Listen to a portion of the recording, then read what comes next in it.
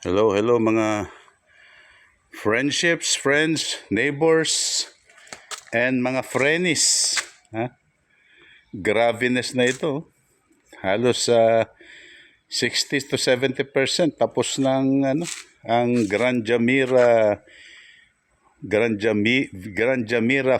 Villa. Oh, meron siyang rito, anong tawag dito, yung bonfire. Ayan, grabe. Graviness, dalawa. Oh. Ayan. Tapos ito yung kanilang ayan, meron silang may bilyaran. Saan ka kumuha ng saging, mami? Ha? Oh, graviness. Woo! Ayan ang kanyang dalawang CR pumunta doon. Tapos ayan yung kanyang kitchen sa mga gusto magluto. Tapos since this is 7 hectares, kikita nyo po yan mga kalamansing tanim yan. Oh. May mga mangga. Oh. Yan, yung mga mangga na ito nung binili itong lupa na ito nagtira sila ng mga puno ng mangga. So, ayan. Itong outdoor.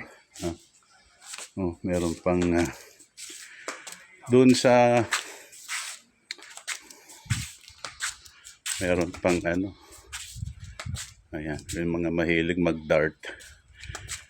So doon sa gawin doon mga kaibigan, ayan yan yung mga anong tawag dyan sa mga yan, mga 15 units na kung gusto mo mag-overnight stay in dito. Ayan, fully air conditioned dyan. Tapos yung gawin doon, meron na rin doon, mini restaurant. Oh, graviness. So mga frenemies, punta kayo dito sa Villa Cum Farm. Dito tayo. Dito kadalasan ginaganap yung mga gatherings. O yan. Pagka family gatherings, dito kami. Ayan. May yung mga mahilig mga frustrated singer, may video okay.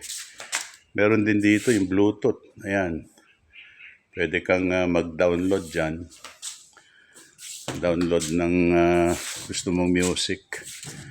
Presto. Since may internet connection yan, lahat ng mga music nandyan lahat. Hindi katulad yung video okay na, limited yung mga songs na nandyan.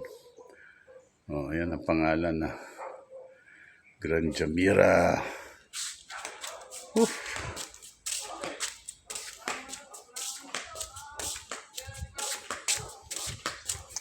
At dahil sa November 5 may bisita kami, yung auntie ko na balikbayan.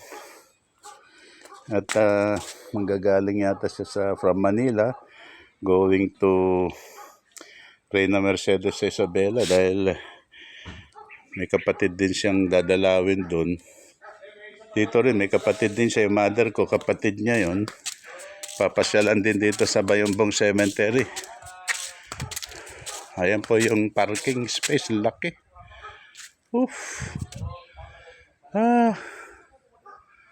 Grabe oh. Meron pang katuday doon. So sabi nung anak kong si Enzo, balak niya magtanim dito ng mga dwarf papaya. Oh, kaya naman nakahingi ako ng sample ng bunga ng dwarf papaya para magtanim din ako.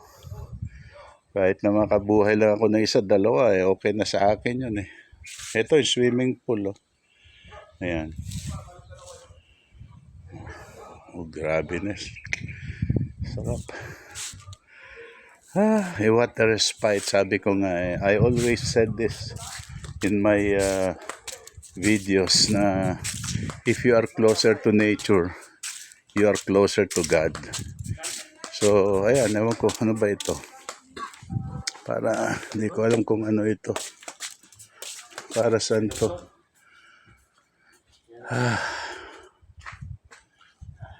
Ayan. Whew. Sana magkaroon din kami ng ano dito, yung firing range ba. Pero marami rin kailangan sigurong requirement para makapag-install ng firing range. Sayang kasi ito 7 hectares oh. Ang pinakadulo nito yung ano na, foot of the mountain na. Ayan, bundok na dun sa dulo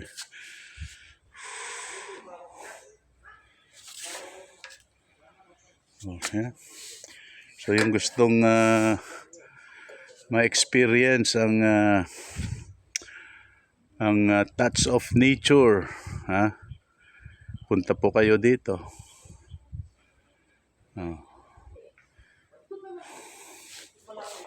Meron din silang ano dito, yung pinaparenta na Volkswagen.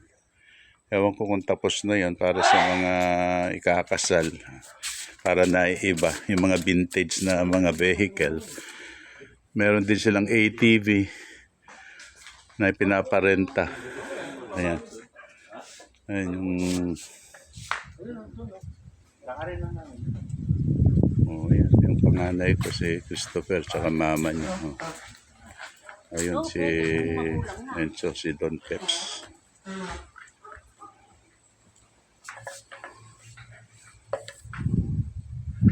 So yun mga friendships.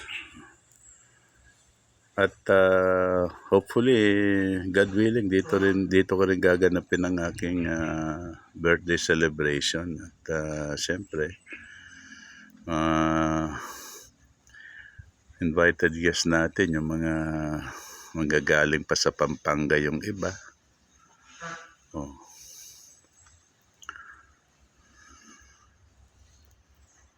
So, ayun mga friendship, sana nasiyahan po kayo dun sa dito sa aking sharing na to.